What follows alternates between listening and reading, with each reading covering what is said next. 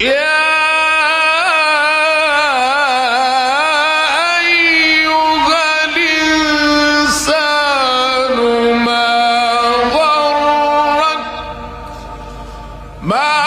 غرك بربك الكريم